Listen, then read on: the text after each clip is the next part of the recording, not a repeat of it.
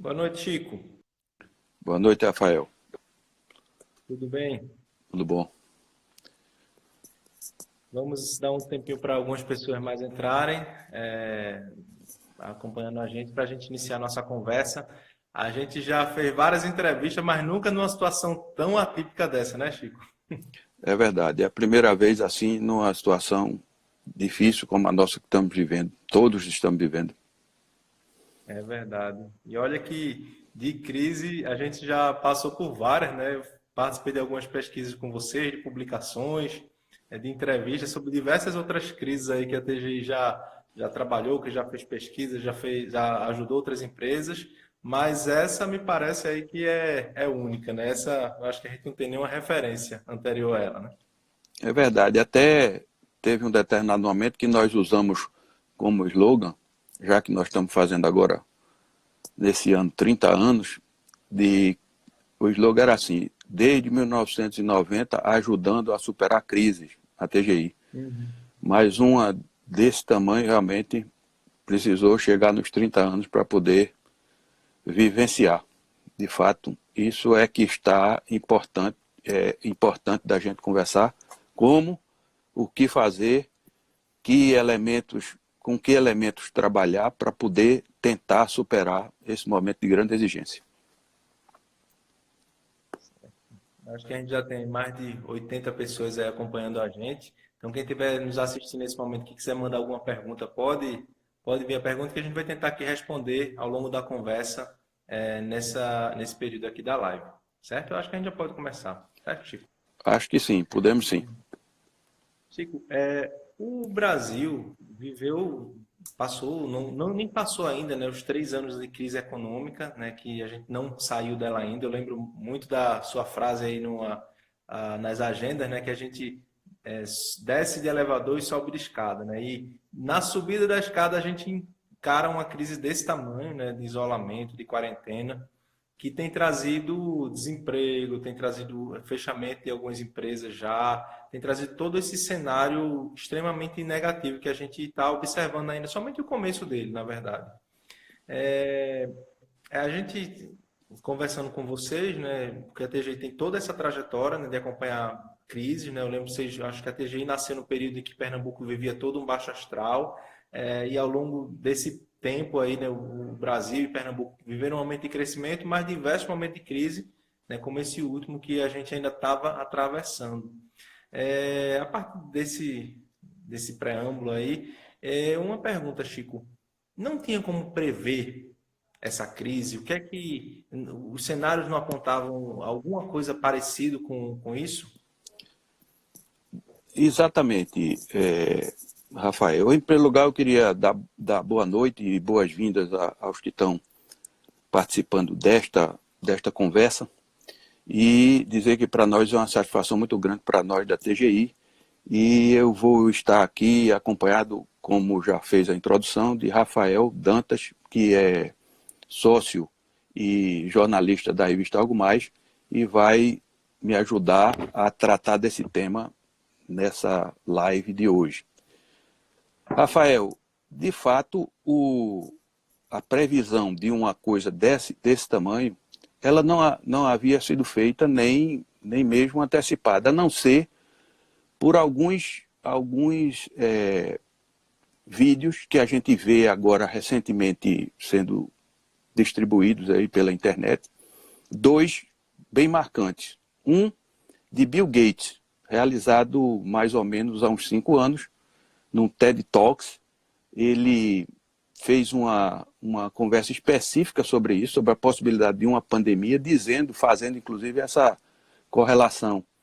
Ele entrou com um tonel, ele entrou no palco carregando um tonel, e dentro desse tonel, depois ele foi explicar que tinha uma série de víveres, uma série de mantimentos que tinham sido estocados ou estavam sendo estocados pelas famílias norte-americanas durante as décadas de 60 e 70, numa tentativa de se precaverem ou se protegerem de uma guerra nuclear.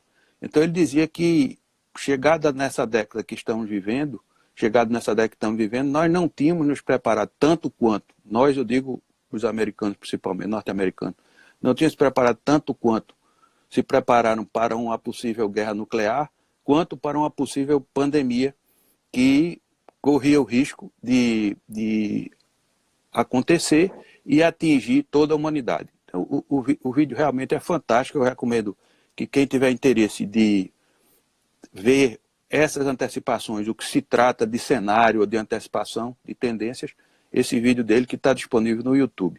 Outro vídeo também muito interessante e muito sintomático, nessa linha da previsão ou da antecipação, foi feito por Barack Obama. Me parece, o vídeo não é muito claro, mas também está disponível no YouTube, me parece que ele foi realizado durante o período de transição do governo dele para o governo atual, o governo Trump.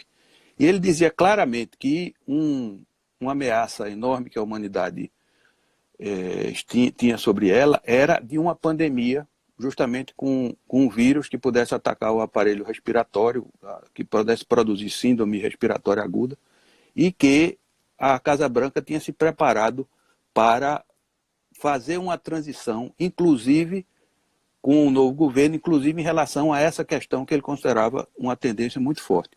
E pelo que se soube, eu não consegui apurar em detalhes, mas pelo que se soube, o governo Trump considerou inexpressiva essa ameaça e descontinuou esses estudos. Então, do ponto de vista de antecipação, o que a gente pode dizer é que existiram flashes de antecipação.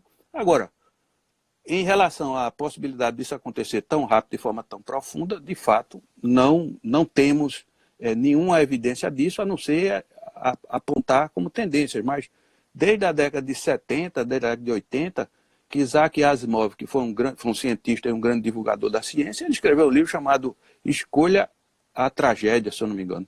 Escolha a Catástrofe. E entre inúmeras catástrofes possíveis, uma era de uma pandemia, com essas características, mas dentre inúmeras. Então, o que de fato aconteceu como tendência, como cenário, é o que a literatura já consagrou como sendo um cisne negro, que é aquele cisne que, por uma série de razões genéticas e de mutações, aparece negro num rebanho, vamos dizer assim, de cisnes brancos. Então, isso que de fato aconteceu. Nós estamos diante de um cisne negro do ponto de vista de previsão. Antes da gente continuar a próxima pergunta, vários amigos aí que estão nos seguindo no vídeo já estão perguntando qual o link. Amanhã pela manhã a gente já pode publicar no site da Algo Mais o link desses 2 vídeos, né, para quem quiser acompanhar e assistir, certo? E depois o Chico dá uma orientação para a gente, o nome dos vídeos certinho, e a gente publica amanhã. Com certeza.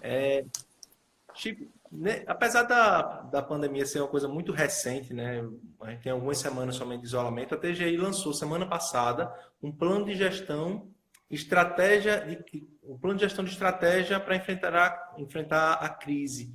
Em que consiste esse documento? Por que a TGI lançou ele? Bom, a TGI, como eu disse, esse ano completa 30 anos de atuação, desde 1990, vem apoiando as empresas no desenvolvimento de um modelo estratégico ou de gestão estratégica para a competitividade. E nós usamos esse modelo para, em tempos, eu vou botar entre aspas, normais, apoiar e fazer o trabalho de consultoria orientado segundo um modelo que nós construímos ao longo desse tempo. Neste momento de grande exigência, nós fizemos um trabalho específico de estressamento desse modelo, de perguntar a esse modelo, sim, e num momento de gravidade como esse que nós vivemos, que questões relevantes ou que diretrizes essenciais precisam ser observadas pelas empresas e organizações de um modo geral para fazer frente a essas grandes dificuldades. E aí nós chegamos a relacionar num trabalho, repito, coletivo, feito com todos os sócios e com colaboração, inclusive, de alguns clientes, conseguimos relacionar um conjunto de diretrizes estratégicas essenciais neste momento. Eu vou, Rafael, se você me permite, eu vou fazer a leitura disso, vou pedir a ajuda aqui do lado para não esquecer nenhuma delas, mas listamos 10, que são as seguintes. Criação de um comitê de crise. Montagem do plano de ação emergencial. 2. 3. Preservação dos valores empresariais.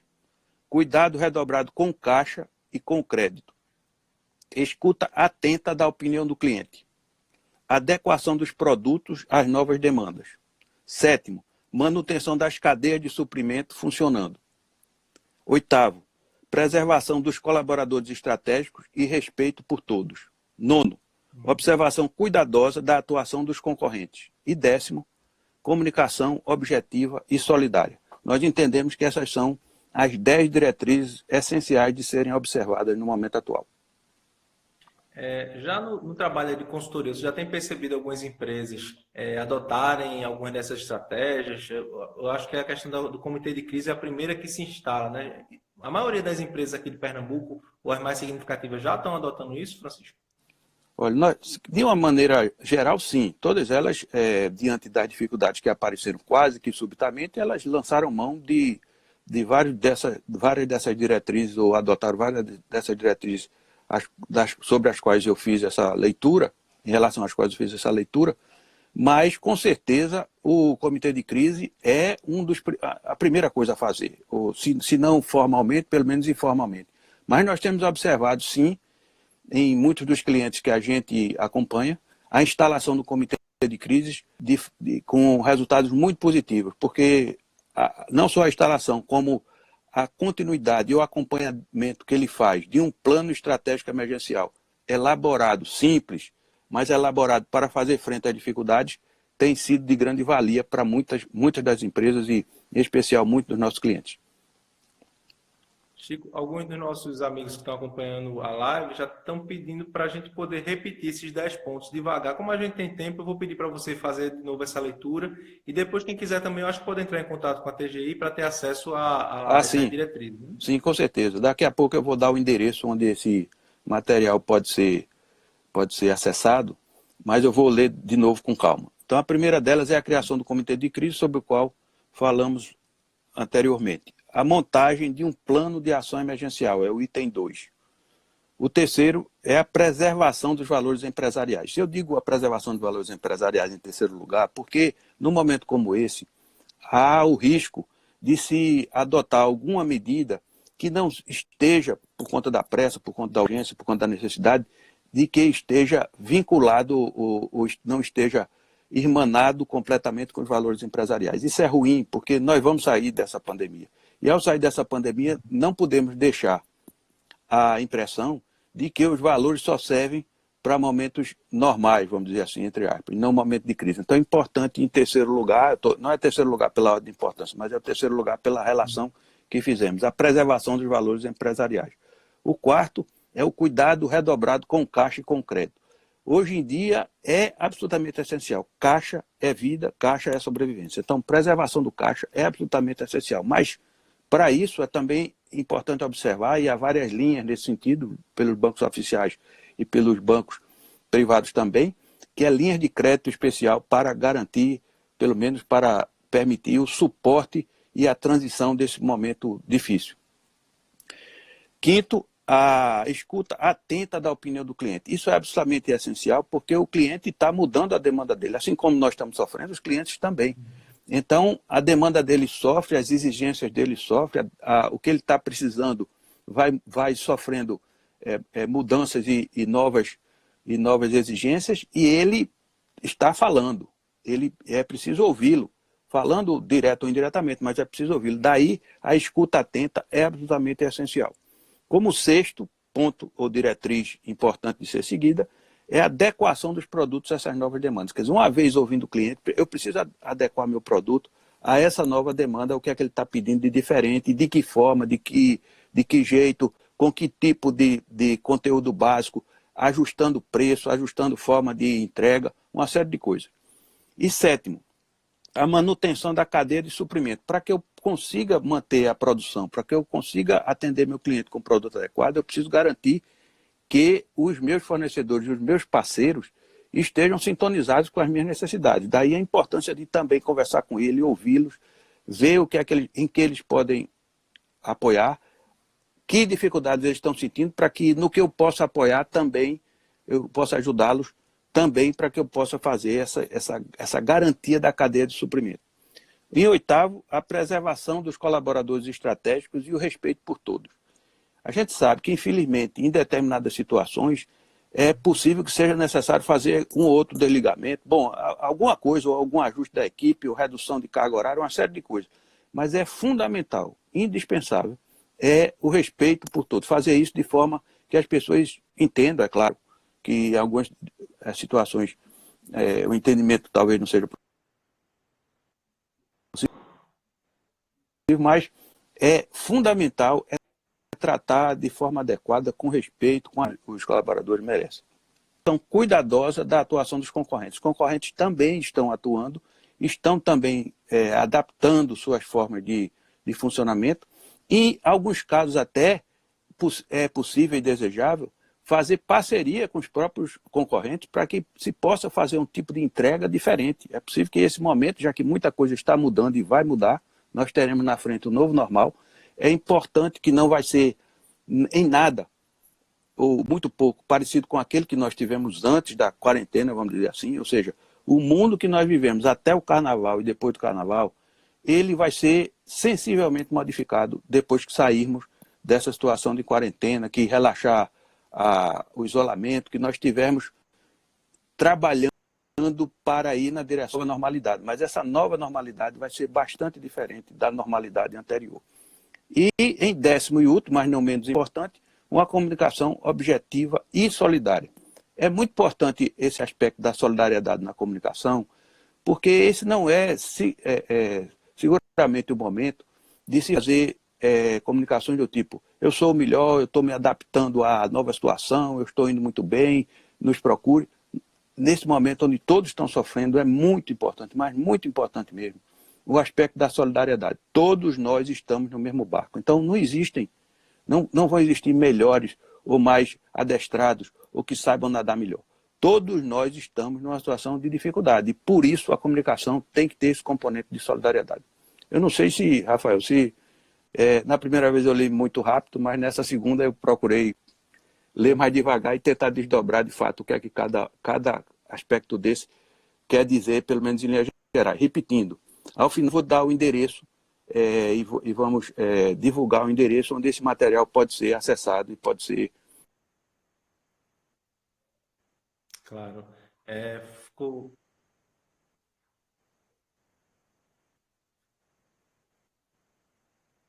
Certo.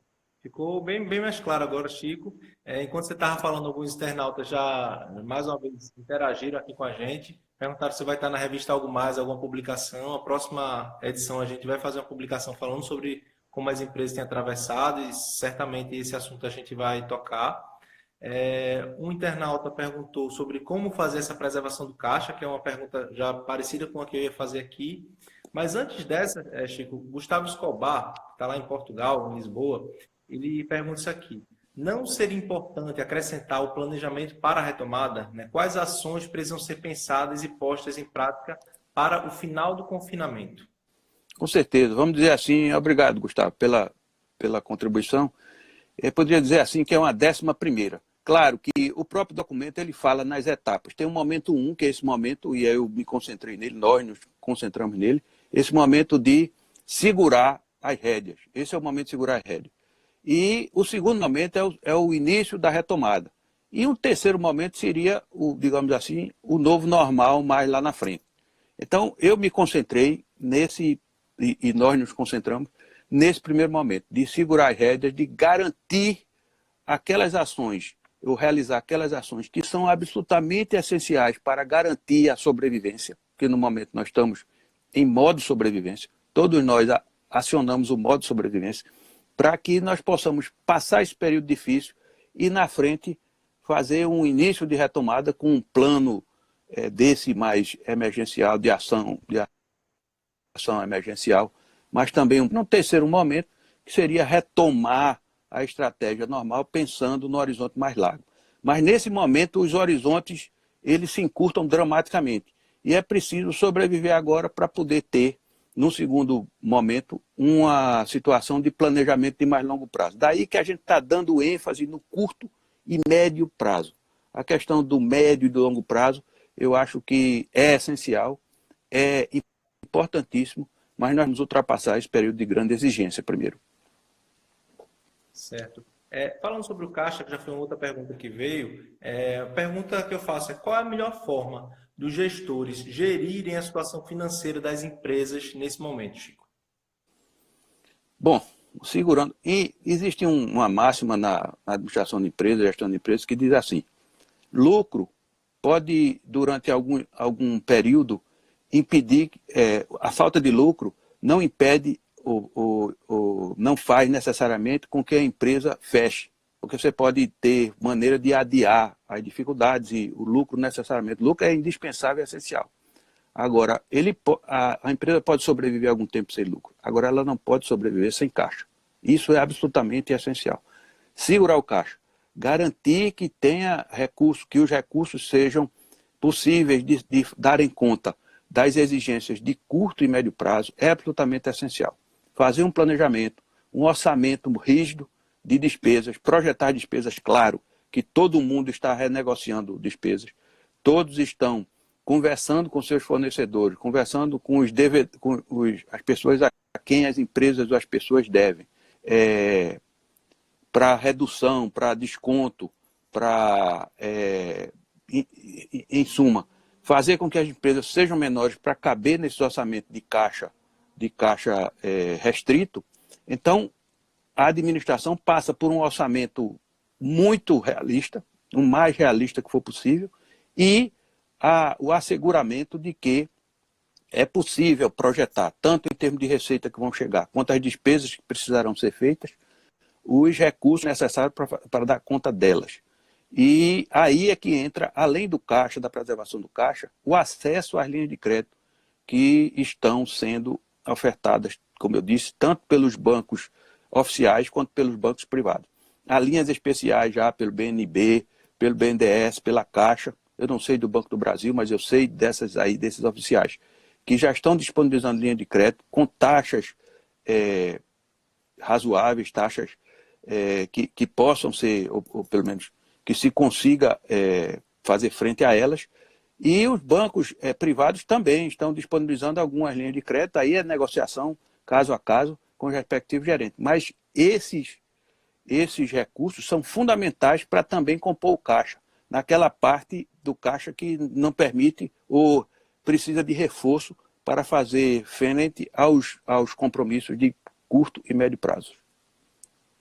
Certo. Aproveitando, você acabou de falar sobre essa questão dos empréstimos, o Marcos Lima pergunta aqui, em que momento trazer receitas e recursos através da linha de crédito? Agora, após o retorno, esperar? Tem algum time para isso, Chico?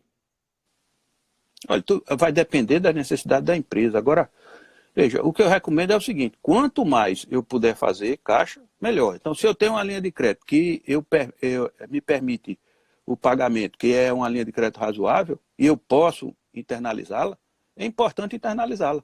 Porque a gente não sabe, a gente sabe que essa pandemia vai passar, a gente sabe que o pico vai chegar no ponto em que se estabiliza e começa a declinar, mas a gente não sabe exatamente quando.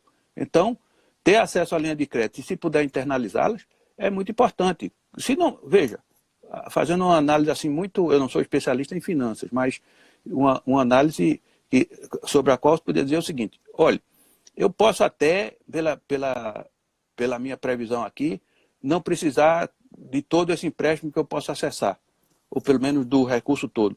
Mas eu posso acessar, se eu não precisar eu devolvo depois, na frente. Mas o importante nesse momento é garantir o caixa. Isso é vital. Sem caixa, não é possível continuar a atividade da empresa em determinado momento. Então, precisamos fazer o que for possível para garantir os recursos para ultrapassar a fase mais difícil de redução de despesas e de permanência de despesas. Aliás, de redução de receitas e de permanência de despesas. Certo. Chico, a gente vai continuar falando sobre a publicação que vocês fizeram, mas eu só vou citar algumas perguntas para a gente responder lá no final. Algumas pessoas têm perguntado qual o legado dessa pandemia, então a gente pode responder isso lá no final da nossa conversa. Algumas pessoas têm perguntado o que é esse novo normal, o que é essa nova normalidade que a gente está falando, e eu acho que isso também a gente pode aprofundar já lá no final da conversa, certo? Voltando, Chico, para o plano que a TGI lançou semana passada, nesse documento, eu pergunto como é que deve ser feito esse relacionamento entre a empresa e os seus clientes, né? Isso é uma das recomendações do plano. Como fazer isso nesse momento? Veja, o fundamental, eu estou procurando aqui, porque você já fez a pergunta de qual é normal, eu inclusive escrevi o artigo da Algo Mais dessa semana, que é Algo Mais na crise passou a ser semanal. escrevi o meu artigo na Algo Mais justamente sobre o que seria esse novo normal. Eu estou procurando aqui para poder responder melhor a pergunta. Já achei. Bom, então, você perguntou se o que é preciso para ouvir o cliente, não é isso? Isso. Como é que deve ser o relacionamento da empresa com seus clientes nesse momento agora de crise? Bom, o cliente é um componente fundamental do futuro e do presente, naturalmente. Foi do passado, mas é do futuro. Ou seja, o cliente, as empresas existem, entre outras coisas, para atender bem seus clientes. Então, ouvi-los, procurá-los, conversar com eles, pedir a opinião deles, perguntar sobre o que é que eles estão precisando, conversar, mesmo que não seja coisa específica nem estruturada. Não tô falando de fazer pesquisa estruturada, mesmo porque a cabeça das pessoas não está muito voltada para essas coisas muito estruturadas. Mas ouvir, ligar para ele, ouvir o que é que ele está dizendo, se for possível, conversar pessoalmente. O que é que está precisando? Como eu posso atendê-lo melhor? Que recursos eu tenho para poder fazer um atendimento adequado segundo as novas exigências? Então, estabelecer a escuta, seja sistemática, seja assistemática, mas ouvir o cliente. É muito importante ouvir o cliente porque ele está sofrendo também, ele está mudando, ele está tendo as suas necessidades mudadas e às vezes ele talvez não tenha, não consiga pagar o preço do produto na forma como está sendo ofertado, mas uma conversa com ele, uma flexibilização, ou seja, ouvi-lo e das formas mais formais e informais possíveis. É um momento aí de parceria com o cliente, né, com o fornecedor também, né, Chico? Como é que você acabou de dar essa orientação em relação aos clientes, né, que são fundamentais aí a manutenção deles para que as empresas sobrevivam e atravessem esse período de crise, principalmente aí na retomada, e com os fornecedores? Como é que é a conversa? Já que eles também estão passando por crise, igual a empresa que vai negociar com eles já um preço, como é que é essa aproximação, essa negociação? Se há uma característica dessa crise atual, que ela atinge todo mundo. E aí, já antecipando um pouco a pergunta que você colocou mais para o final, que é o seguinte: essa crise, e da forma como ela entrou na nossa vida, ela está sinalizando com muita clareza que essa história de que eu posso me proteger, a minha parte do barco não afunda, não é verdade. E aí é em escala mundial. É uma coisa que afeta a todos e afeta de forma democrática, ou seja, todos estamos sofrendo. E se está sofrendo o cliente, nós estamos sofrendo, está sofrendo o fornecedor também, está sofrendo o parceiro. Então eu preciso, assim como eu preciso conversar com o cliente, ouvir a sua demanda, nós todos precisamos também ouvir o fornecedor, ouvir o parceiro, aquele que fornece os insumos, aquele que estrutura a nossa cadeia de suprimento, para que a gente possa produzir, possa vender e possa fazer chegar ao cliente o nosso produto. Então, ouvi-los também é fundamental. Aliás, eu diria que uma diretriz essencial que está acima dessas e para o lado dessas aí, mas tão importante quanto essas que eu falei, é o diálogo, é a abertura do ouvido, da escuta, seja com os agentes externos, seja com os stakeholders, seja com os colaboradores, conversar, ouvir, discutir. Nós temos também outra tendência que já se manifesta com muita clareza, é o uso desses recursos que nós estamos usando aqui. Essa live, por exemplo, é um recurso desse. Nós estamos conversando com um bocado de pessoas com as quais normalmente não conversaríamos, mas usando o recurso da internet, os recursos online, ou seja, esta é uma tendência também de peso que eu acho que não vai talvez reduza um pouco, mas ela vai se colocar como algo do qual não vamos mais nos afastar. Nós vamos ter agora, por exemplo, e daqui estamos tendo e vamos ter na frente também, essa redução na presença física, é uma tendência, e o aumento dos recursos online. Essa para mim, é uma tendência de peso em relação à qual não há muito que... Não tem como errar, porque está todo mundo se acostumando, aprendendo na marra. Quem não fazia conferência, videoconferência, está aprendendo a fazer. E isso é um recurso enorme nesse momento para a conversa, para o diálogo, para a articulação.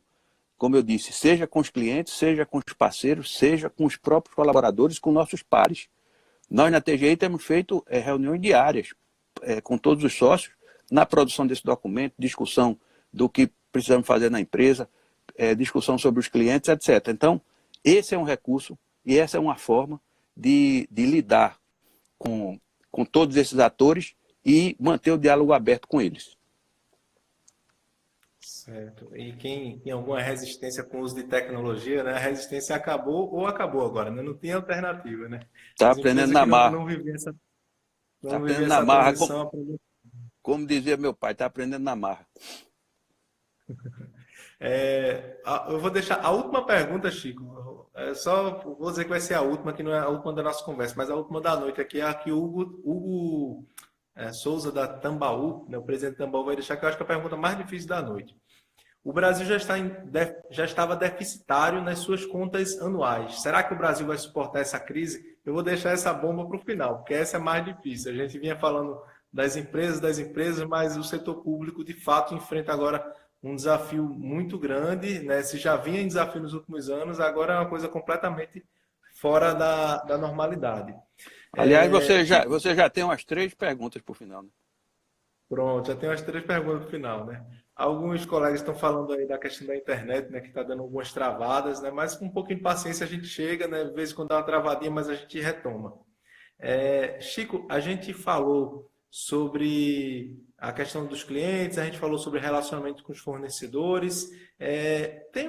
Esse momento de crise é um momento que expõe também alguma necessidade de mudanças, de adequações na equipe, no time.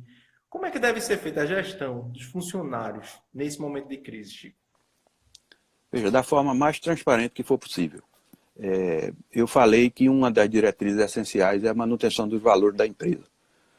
A crise vem, mas os valores permanecem. Porque se a gente não conseguir manter os valores na crise, a gente está passando a mensagem de que não vai manter ele época nenhuma. Então, transparência, clareza. Se infelizmente precisar chegar no ponto de fazer desligamento, fazer isso de forma mais clara possível, explicando o que é que está acontecendo. Se possível, fornecendo aos clientes apoio, aos colaboradores, apoio para também como eles podem vencer essa crise. Talvez apoiá-los do ponto de vista do planejamento financeiro, mostrando que as verbas de rescisão, se for o caso, elas podem e devem ser usadas durante um tempo de forma comedida para que essa fase, o fundamental, é a gente passar a tempestade. Passada a tempestade, as coisas tendem a melhorar. Nós estamos no meio da tempestade. Aliás, eu não sei exatamente, chegamos no meio, mas estamos em meio à tempestade.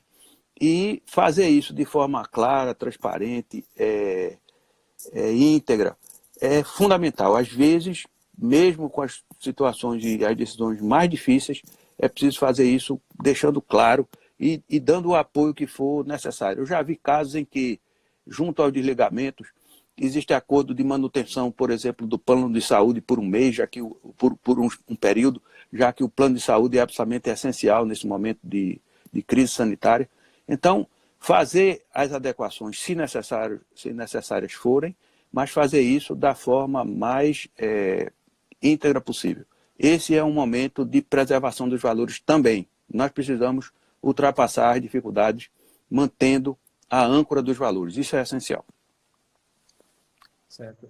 Chico, Guilherme Silvestre, da HSBS, ele pergunta aqui, a transformação digital, ele é o caminho para passar a crise? Veja, eu não sei se é o caminho, mas é um caminho muito importante, né? Porque as pessoas em isolamento, elas têm que conversar, conversava pelo telefone, mensagem do WhatsApp, mas hoje a gente está vendo uma quantidade enorme de aplicativos, de recursos, para que isso seja feito também com imagem, como nós estamos fazendo aqui. Então, esta tendência também é de peso, como eu disse, eu não acho que ela retroceda. A transformação digital que já se colocava e já se desenhava, como já se chamava, né, de Revolução 4.0 ou Indústria 4.0, Revolução Industrial 4.0, eu acho que ela vai se acelerar dramaticamente. Então, alguém já disse isso, eu não estou lembrado exatamente quem, mas ele disse assim, em breve, alguém disse isso, em breve não teremos mais empresas não teremos mais empresas que tenham a opção de ser digital. Todas as empresas serão digitais. E, de certa maneira, essa crise está acelerando isso. Ela está fazendo com que todos nós mergulhemos no digital de forma muito mais intensa e que estávamos acostumados ou até tínhamos a de fazer. Estamos fazendo isso de forma aprofundada, inclusive. Nós brincamos há pouco que as pessoas estão sendo obrigadas a se alfabetizarem digitalmente, inclusive pedindo apoio e suporte aos mais jovens, que os mais jovens, nesse caso, são nossos professores também. Isso aí é tendência de peso, já vinha antes dessa crise e vai se consolidar de forma inelutável. Todas as empresas serão um pedaço, outras mais ou menos, outras totalmente digitais. E é isso que nós estamos vendo agora acontecer e se acelerando de forma muito acentuada. Choveram aqui perguntas seguintes, que eu acho que a gente vai ter que fazer uma bola de cristal aí para adivinhar.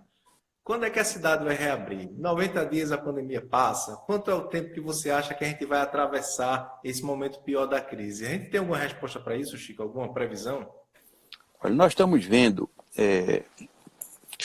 nos outros países que passaram por isso, o caso de China, o caso da Itália, o caso da Espanha, o caso de países europeus, ainda não dos Estados Unidos, mas em Nova York, o número de mortes começa a cair diariamente, né? Vai caindo, que já sinaliza na possibilidade de se começarem ou de se iniciarem algum tipo de flexibilização da quarentena, do isolamento. Mas isso tudo, em todo canto que está sendo feito com muito cuidado e de forma muito gradual. Não temos ainda nenhum caso que voltou ao normal. Não temos novo normal ainda no mundo, pelo menos até onde a gente pode acompanhar. Então nós estamos aqui ainda escalando, como chegaram a dizer aí, escalando o Everest da contaminação. Nós ainda estamos na linha ascendente. Alguns já começam a antecipar o fato de que possivelmente nesse mês de maio, meados de maio, tenhamos aqui atingido o platô, pelo menos aqui no Recife. Alguns falam isso, mas é realmente muito instável, porque isso é uma coisa nova para todo mundo. Essas previsões são instáveis. A gente não sabe exatamente. Mas já começa a sinalizar. E onde a gente vê que houve liberação, houve flexibilização da liberação, ontem na Espanha, as crianças foram autorizadas a começar a andar na rua. Em Wuhan, já houve, se eu não me engano, parece que foi em Wuhan que voltaram as crianças às escolas, mas voltaram separadas, em bancas, no lugar sim, outro não. As crianças estão de máscara, algumas com aquele visor de plástico. Ou seja, a retomada é uma retomada. Por isso que eu digo que a partir de então, da agora, nós já sinalizamos com um novo normal lá na frente. O que acontecia antes vai demorar muito tempo para voltar a acontecer. Por quê? Porque só voltaremos ao normal ou a algum normal anterior a essa crise quando tivermos algum fator de aniquilamento do vírus ou de controle do vírus. Seja um remédio pós-infecção, seja uma vacina pré-infecção. Enquanto isso não tiver comprovado e não acontecer, o novo normal desse período de flexibilização vai ser ainda muito na tentativa e erro, porque nenhum governo vai permitir a retomada geral e a retomada dos picos epidêmicos, ou seja, ter outra epidemia, ter outro pico. Então está todo mundo com controle, todo mundo com cuidado. Claro que algumas coisas podem ser feitas e eu acho que é fundamental nisso o diálogo. Mais uma vez, o reforço do diálogo. Diálogo dentro das empresas, o diálogo para fora das empresas e o diálogo com o setor público. É muito importante conversar, é muito importante discutir. Isso é novo para todo mundo, ninguém tem resposta para isso. Muita gente se enganou, muita gente boa se enganou, dizendo que isso era uma coisa simples, que isso ia passar, que isso não era tão importante, e hoje estão arrependidos. Então, tratar de forma cuidadosa, de forma atenciosa, porque nós estamos cuidando de vidas. É claro que tem um problema econômico, é claro que vai ser necessário todo uma nova abordagem do que aquela que nós estávamos acostumados. Se há uma coisa que consola, Rafael, se há consolo nisso, é que estamos todos de novo no mesmo barco. Ou seja, todos estão no mundo inteiro, e não é figura, o mundo inteiro está pensando em como resolver o problema. Então, todas as mentes estão voltadas para o entendimento qual é o problema e de quais as soluções para ele. Algumas estão começando a aparecer. Então, está todo mundo, toda a inteligência do mundo, todas as forças vivas de pensamento do mundo, de raciocínio, de lógica, de recursos tecnológicos, de recursos científicos, estão voltados para resolver esse problema. Eu não tenho dúvida que em algum momento a solução vai aparecer, ou pelo menos uma solução consistente, que possa ser massificada. Agora, até agora não apareceu de forma eloquente uma solução ainda para o problema, a não ser essas que não chegaram ainda, como vacina e um remédio que seja universal. Agora, como nós vamos sair disso? E nós vamos sair, a gente não sabe exatamente quando. E a questão da flexibilização, repito, é indispensável em relação a ela que tenhamos o diálogo estabelecido com o setor público. Nós aqui em Pernambuco, até onde me é dado perceber, a ação pública tem sido consequente, como aliás, boa parte dos estados. Então, o setor público, pelo que eu entendo também, do que tive até agora informações, está aberto ao diálogo. Vamos exercitar isso, vamos conversar. A solução não é de uma solução mágica. Eu acho que a solução vai depender muito desse debate, dessa construção de soluções coletivas. Todos estamos no mesmo barco. E a gente, para ver como é que a gente faz dentro dele, é preciso combinar entre nós e combinar com os agentes públicos. Certo. Chico, você já falou algumas coisas aí do novo normal, até só colocando um ponto antes, né? Na entrevista que a gente fez essa semana para a revista Algo Mais, que a gente publicou inclusive hoje uma entrevista maior com um jovem lá da Coreia, né? O novo normal ali que ainda é muito parecido com esse momento de isolamento, né? Já que as pessoas ainda têm muito medo, apesar de lá na Coreia mesmo não houve isolamento como a gente vê aqui no Brasil, né? Mas o novo normal é um pouco das pessoas ainda com medo do outro, com medo de tocar em qualquer local, com muitas restrições ainda, com uma vida digital muito forçada ainda pelo receio. O que é que a gente pode pensar, Chico, do novo normal após esse auge ainda da pandemia? Bem, passada a fase aguda, né, passada retomada, flexibilizada a questão da retomada e em vários setores, eu acredito que não será uma retomada uniforme. Alguns setores, com alguns cuidados, vão ser feitos em lojas. Eu já vi em algum lugar, não me lembro onde agora, as lojas elas aceitam pessoas, mas com uma quantidade limite de pessoas, os supermercados estão fazendo assim, né? Com a distância regulamentar, com máscara, álcool gel. Bom, a retomada ela vai ser devagar e não vai ser uniforme, mas uma vez que tenhamos chegado, digamos, ultrapassado a fase crítica, eu listei 5 tendências, porque a gente é instado a responder essa pergunta, embora a resposta precisa não exista. Eu listei 5 tendências que inclusive, que são objeto do artigo, do meu artigo desta semana da revista Algo Mais, que é o primeiro. Ainda no meio, claro, estamos no meio da dificuldade, estamos no meio da crise ainda.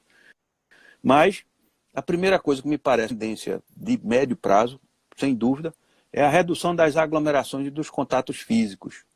Essa deve ser uma tendência de peso por conta dos cuidados que tenderão a ser redobrados.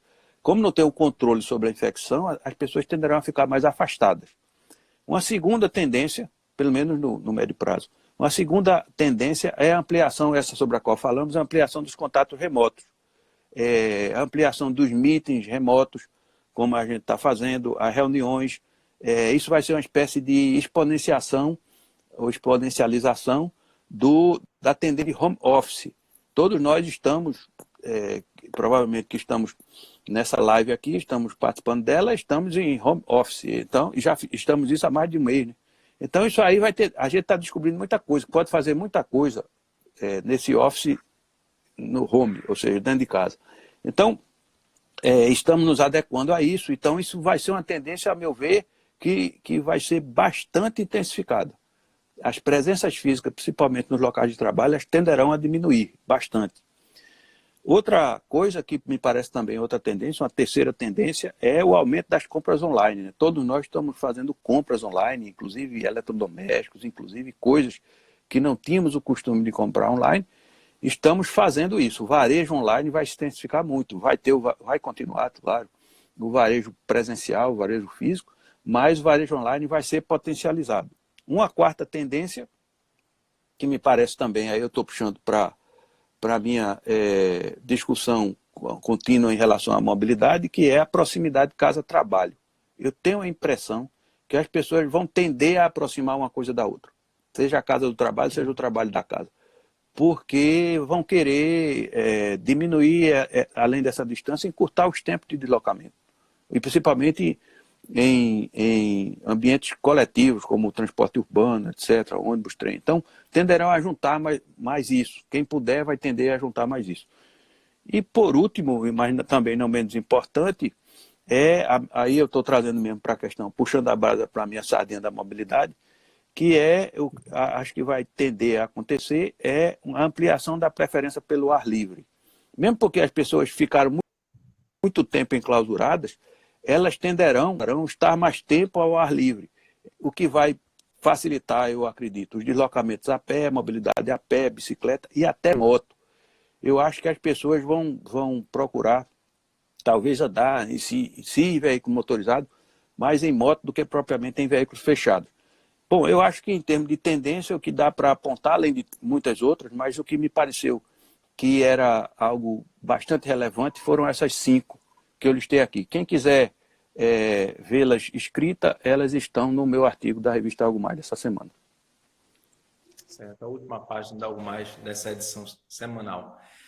Chico, uma pergunta que saiu lá no começo que eu disse que eu ia jogar para o final agora, quais eram as lições dessa pandemia, certo? Michel acaba de fazer uma pergunta que tem alguma semelhança, diz assim, você consegue ver algum ponto positivo em toda essa crise? Newton acho que já faz uma provocação aí, né, que o poder público tem que investir estrategicamente em ciência e tecnologia, que eu acho que já é uma das lições que a gente aprende. Pois Rafael, eu estou vendo que houve uma falha aqui, você emudeceu, mas eu vou tentar responder. Essa questão das lições da crise, toda crise, toda dificuldade traz lições, né? Tudo que vem no primeiro momento embalado como dificuldade, se a gente parar, se a gente não se desesperar e parar e observar com atenção, a gente vai procurar tirar lições. Quais são as lições que eu vejo aqui, para mim, muito claras dessa dificuldade no momento? É essa, que eu já falei sobre ela, mas é o que eu reforço e repito. Nós todos estamos no mesmo barco, eu estou falando da humanidade. Estamos no mesmo barco. Um bicho como esse, invisível, minúsculo, microscópio, consegue nos fazer vulneráveis todos ao mesmo tempo. Então isso mostra que questões como, por exemplo, aquecimento global, que muita gente achou que era uma tolice, que era algo que estava distante, não sei o quê. Isso vem com a força muito grande para nos mostrar que nós precisamos cuidar do nosso ambiente. E o nosso ambiente é um macroambiente, que é o ambiente de todos. Quer dizer, a gente consegue, fazendo uma ação que parece minúscula, consegue, junto com outras que também são minúsculas, fazer uma ação deletéria enorme, como, por exemplo, a poluição. Nós estamos vendo em todo canto que onde diminuiu os níveis de poluição, os bichos, por exemplo, os bichos da selva estão voltando à cidade. Eu não digo que isso seja algo desejável, mas estão voltando. A gente vê jacarés na Flórida. Quem? No Chile apareceu uma onça, um tigre lá na rua. Pois é, uma onça que entrou dentro. Bom, onça não é bom chegar muito perto, mas alces chegando, renas na Suécia, na Dinamarca, os canais de Veneza, os peixes voltando. Ontem mandaram para mim um vídeo do Porto do Recife, um cardume de sardinhas, eu não sei exatamente, dá para ver de longe assim, um cardume de sardinhas movimentando no porto. Quer dizer, isso são exemplos quase folclóricos do que é possível, a gente é possível fazer se a gente entender, eu estou falando da gente aí, a humanidade, entender que estamos todos diante do mesmo problema, e um problema que ataca um, ataca todos. Então, acho que como consequência disso, nós vamos ter, com certeza, mais atenção à questão da saúde básica, mais atenção à questão da poluição, estou falando de ganhos sociais, mais a questão dos sistemas de saúde que precisam ser melhor adequados, melhor quantidade de médicos, mais recursos para a saúde, de forma que o atendimento básico possa ser feito de forma mais estruturada, hospitais com mais leitos, a gente vai ter, muitos desses hospitais vão permanecer com leitos, então, mais gente no setor de saúde. Eu acho que essa vai ser uma tendência inevitável da gente, na retomada, começar a perceber que isso tudo é relacionado. Quer dizer, o bater, como já se disse na época da teoria do caos, bater de asa de borboleta aqui pode provocar um furacão lá não sei aonde. Então, essa é a tendência. Estamos todos no mesmo barco e precisamos cuidar também todos, e os governos, principalmente, os governos e as potências, mais especialmente ainda, cuidar desse bem comum que é a nossa mãe terra, ou seja, o nosso habitat, o nosso meio comum, que foi tremendamente impactado por essa pandemia. Certo. Chico, antes da nossa pergunta, das perguntas finais ali, foi aquela que o Hugo falou sobre o serviço, sobre a questão do governo, do setor público, como é que ele iria enfrentar, né? Várias pessoas aqui fizeram algumas reclamações aí dessa tendência das motos, chegando a dizer que moto já é uma epidemia em si, é melhor bicicleta elétrica, tal, só posicionar esse comentário. Eu acho que algumas pessoas que estão nos acompanhando devem trabalhar no setor de entretenimento e o setor de shopping. Saíram muitas perguntas sobre esses dois setores, perguntando assim como é que vai ser a retomada, qual é o futuro desses segmentos aqui na cidade. Tem algum comentário, Chico, sobre esse setor especificamente? Desculpe, Rafael, falhou na última pergunta. Você pode repetir, por favor? Isso. Sobre os setores, várias pessoas do setor de entretenimento e do setor de shoppings, eu acredito que eles trabalham nesse setor, fizeram perguntas assim sobre a retomada. Como é que vai ser, né? Esses setores, até pelo que eu tenho lido fora, são talvez os últimos a retornarem, os últimos a voltarem. Como é que enfrentar esse momento nesses setores que são mais afetados? Bom, em relação à moto, só um parêntese, eu não sou partidário de motos, acho sim que a moto, da forma como é usada no país, é uma epidemia, e o que provoca, mas o problema da moto não é a moto em si, é a velocidade. É simples assim. Se elas fossem guiadas a velocidades compatíveis com a segurança humana, não teria problema. Uma queda não provocaria catástrofe. Aliás, a velocidade é um problema dos veículos motorizados no Brasil, descumprida de forma olímpica. Inclusive agora, durante a pandemia, o que eu tenho visto é as pessoas descumprindo sistematicamente as velocidades mínimas estabelecidas nas vias. As vias com menos movimento e as pessoas passando por ela como se estivesse numa pista de corrida. Bom, fechado esse parênteses. Acho também que bicicleta ao ar livre, não uso bicicleta nem uso moto, sou partidário da caminhada, sem corrida, caminhada, e acho que é a melhor forma, é o melhor exercício, mas que essas tendências elas tenderão a se intensificarem, inclusive moto, porque a tendência é as pessoas tenderão a andar mais ao ar livre, é isso que eu estava querendo dizer. Bom, sobre a questão da retomada, essa questão do shopping, do varejo, do modo geral, os shoppings em particular, nós vamos retomar, claro que vamos retomar. Agora, talvez que no primeiro momento seja de forma gradual. Não sei se abertura com expediente reduzido, com a quantidade limite, alguma coisa. A gente precisa observar muito, Rafael e as pessoas que fizeram essa pergunta. Vamos observar muito como estão fazendo e o que é que estão executando os países e as cidades onde a epidemia está em descenso, né? Ela está caindo, as contaminações e as mortes estão caindo.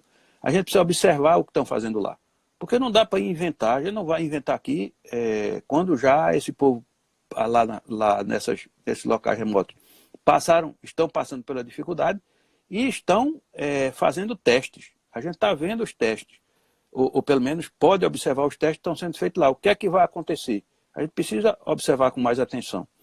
Eu faço assinatura de alguns jornais estrangeiros, justamente para poder chegar mais próximo do que é que está acontecendo lá. E o que eu tenho visto é o retorno cauteloso e gradual. houve aqui no Recife, aliás, desculpe, no Brasil, a reabertura do shopping, se eu não me engano, em Florianópolis, e não sei se está vinculado a isso, provavelmente está, apareceu que as infecções aumentaram. É evidente, o contágio aumenta. No momento em que a curva está ainda subindo, é possível que isso aconteça. Então, temos que ter muita cautela, muita atenção. Vamos voltar, vai passar, mas enquanto não passa, a gente tem que ter todos os cuidados para poder sobrevivermos fisicamente a esse momento. E tomar todos os cuidados e observar, abrir os olhos, abrir os ouvidos para dialogar para dentro e para fora da empresa, com o setor público e ouvir o que é que estão fazendo as empresas, os países e as cidades que estão passando, estão saindo nesse momento, ou estão começando a sair nesse momento da epidemia. Certo. Tem uma Chico, última pergunta, né, Rafael? Aquela de Hugo, né? Sobre como é que o setor isso, público... exatamente. Acho que a gente ainda tem alguns minutos aí, né?